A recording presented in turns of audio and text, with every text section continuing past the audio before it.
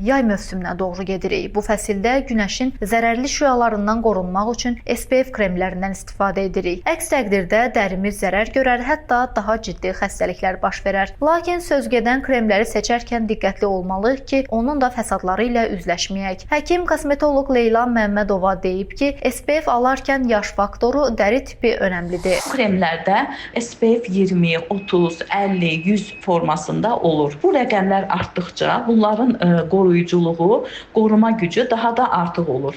Əsasən, məsələn, gündəlik işə gedərkən, gündəlik həyat tərzimizdə mütləq məsələn SPF 20, SPF 30 çəkə bilərik. Ancaq yay fəslində bunu nəzərə almalıyıq ki, artıq ultrabənövşəyi şüaların zərərli təsirlərindən maksimum dərəcədə dərimizi qorumaq lazımdır. Ona görə mütləqdir ki, SPF 50 istifadə edək.